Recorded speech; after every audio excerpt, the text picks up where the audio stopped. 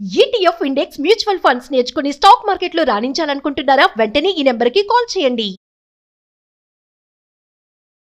పాప సుగాలి ప్రీతి ఇష్యూ.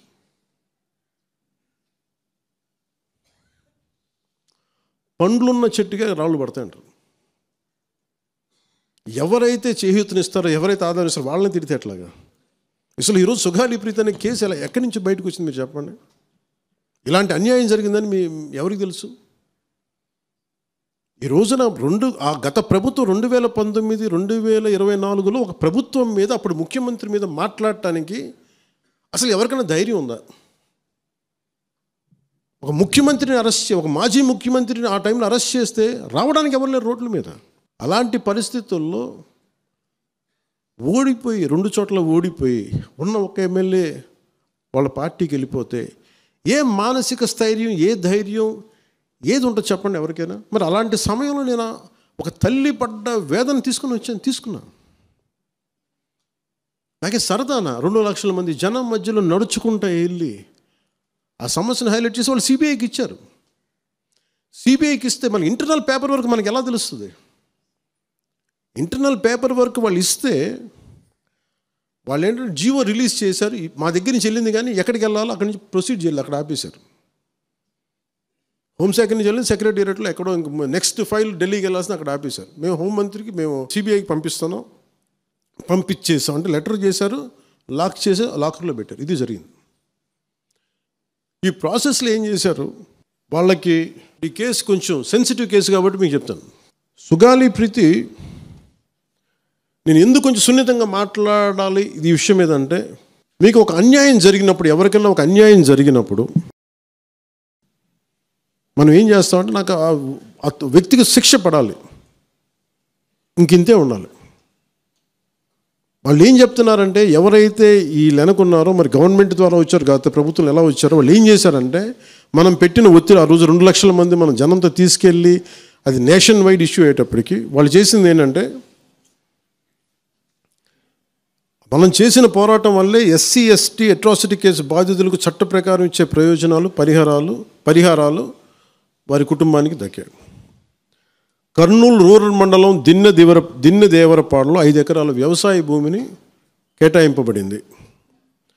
ఆ గ్రామం కర్నూలు నగరానికి 9 కిలోమీటర్ల దూరంలో ఉంది. ఈ రోజున మార్కెట్ వాల్యూ కనీసం ఎకరాకది వాళ్ళు చెప్పడం మీరు క్రాస్ చెక్ చేసుకుని 2 కోట్ల వరకు ఉంటుందని చెప్తా ఉన్నారు. వీరి కుటుంబానికి కర్నూలు కార్పొరేషన్లో కల్లూరు వద్ద 5 సెంట్ల ఇంటి స్థలాన్ని కేటాయింపు చేసిన ప్రభుత్వం. సెంటు 10 లక్షల నుంచి 15 లక్షల వరకు ఉంటుంది. పాప 2 తల్లిదండ్రులకి రెవెన్యూ శాఖలో జూనియర్ అసిస్టెంట్గా ఉద్యోగం ఇవ్వడం అయింది. ఇది కాకుండా ఇవి మన పోరాటం వల్ల ఒత్తిడి పెట్టడంలో వచ్చినాయి. ఇవి కాకుండా నేను ఫస్ట్ టైం ఛార్జ్ తీసుకోగానే మొదట చెప్పిన మాట, పాపకి న్యాయం జరగాలి, ఏమేమి జరిగిందని సిఐడి చీఫ్ని నేనే తెలియజేశాను. డీజీపీ గారికి పంపించాను, అప్పుడు డీజీపీ గారికి తిరుమలరావు గారు, అలాగే సిఐడి అధికారులకు చెప్పాను, ఉన్నతాధికారికి, హోమ్ మినిస్టర్ గారికి చెప్పాం. ఇవన్నీ చెప్తే పోలీసు సిఐడి వాళ్ళు చెప్పింది ఏంటంటే, అసలు అప్పట్లోనే ఎవరైతే దీని వెనక కుట్ర వెనక ఉంది ఇవన్నీ చెప్తున్నారో ఏ డిఎన్ఏ తారుమారు చేశారు. ఎలా తారుమారు చేసి ఉండాలి? ఈ ఒత్తిడిలో వీళ్ళకి భూములు అవి ఇవి ఇచ్చేసి, మరి ఏం చెప్పారు నాకు తెలియదు కానీ నాకు తెలిసి వాళ్ళు ఈరోజు పోలీసు చెప్తుంది ఏంటంటే, సాక్ష్యాలు వీళ్ళు చెప్తున్న వ్యక్తుల మీద వాళ్ళ డిఎన్ఏకి దీనికి మ్యాచ్ కావట్లేదు. ఇది వాస్తవం. కోర్ట్స్ ఏం చేస్తాయి, పోలీసు ఏం చేస్తారు, దీన్ని కూర్చోబెట్టి.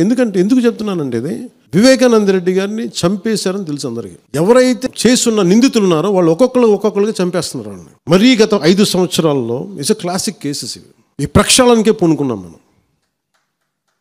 ఇది ముఖ్యంగా మన ఎమ్మెల్యేలకు కానీ, మీరు ఎంపీస్, యాజ్ అన్ ఎంపీస్ మీకు కూడా, మీరు ఈ కేసెస్ మీద మీరు రేపొద్దున అసెంబ్లీలో గళమెత్తాలి, మీరు తప్పదు. ముఖ్యంగా లా అండ్ ఆర్డర్ వీళ్ళు అందరూ తప్పించుకుంటూ వెళ్ళిపోతే ఇట్లా ఒక సోషల్ అన్రెస్ట్ వస్తుంది దీనివల్ల. అంటే వ్యక్తికి ఒక నేరస్తుడు చేసిన, ఒక కులానికి చెందుతాడు, ఏదో ఒక నేరస్తుడు, మనం ఏం చేయలేము దానికి.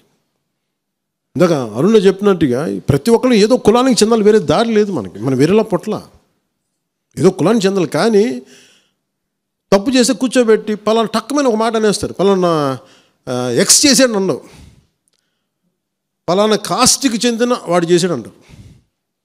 అసలు ఇంత కాస్ట్ ఎక్కడి నుంచి వచ్చి తెలియదు క్రైమ్కి.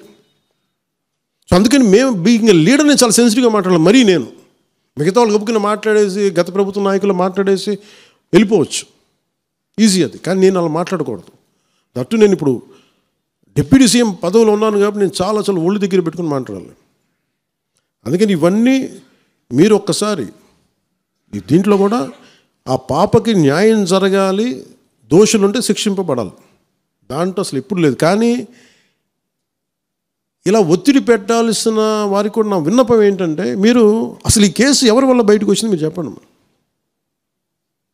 సో మా త్రికరణ శుద్ధిని, మా చిత్తశుద్ధిని మీరు తక్కువ ఎంచిన. ఇక్కడ కేసులు వాళ్ళు కూర్చోబెట్టి నేను వెళ్ళి సాక్ష్యాధారాలు నేనేం క్రియేట్ చేయలేను. అక్కడ గత ప్రభుత్వం చేసిన తప్పులు కొనేసారు వీళ్ళు చాలామందిని. మరి ఏం కొన్నారు, ఎలా కొన్నారు, దీని మీద కేసు పెట్టాలి. ది లెట్ ఎంటైర్, ఇది నా ఒక్కటి కేసు కాదు, ఇది ఎంటైర్ సొసైటీకి ఇది సిచ్యువేషన్. మీరందరూ కూర్చొని ఒకసారి మన ఎమ్మెల్యేస్ అందరూ కూడా, మన నాయకులందరూ కూర్చోబెట్టి you try to take it to home minister గారు, including law and order CM గారి దృష్టిలో చేతిలో ఉంటుంది. కాబట్టి నేను ఇంతకుమించి దీని మీద మాట్లాడకూడదు. అందుకని నేను శిక్ష పడాలని కోరుకుంటాను. ఇంతకుమించి కాకపోతే ఏమైపోతుంది, నా మీద నన్ను లాగడం చాలా తేలిక అందరికీ.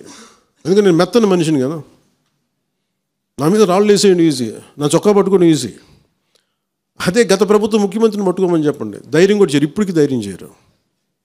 ఎందుకంటే వాళ్ళ మనుషులు ఇళ్లలోకి వచ్చి కొడతారు, క్రిమినల్స్ వచ్చి ఇళ్లలోకి వచ్చి కొడతారు, చంపేస్తారని భయం. మనం ప్రజాస్వామ్యం కదా, మనం భరించాలి. అందుకని దయచేసి దీన్ని మీరు ఒకసారి కూర్చోబెట్టి ఒకసారి మన గౌరవ శాసనసభ్యులు, మంత్రివర్గ సహచరులు, లెజిస్లేటివ్ కౌన్సిల్ మెంబర్స్, పార్టీ నాయకులు అందరూ దీని మీద ఒకసారి, స్పోక్స్ పర్సన్స్, వీర మహిళ నాయకులు, మీరందరూ ఒక్కసారి కూర్చోబెట్టి ప్రతి ఒక్కరు కూడా దీని మీద, ఇది ఎందుకంటే ఇది ఒక కేసుగా చూడకండి, ఇది గర్ల్ చైల్డ్ తాలూకు ప్రొటెక్షన్ చాలా ఎసెన్షియల్. అందుకని దీన్ని సోషల్ మీడియా యాక్ట్ కానీ ఇవన్నీ మాట్లాడాలని పొద్దున్న నిర్ణయించుకున్నాం. ఇది ఒకసారి మీ దృష్టికి తీసుకొస్తా ఉన్నాను.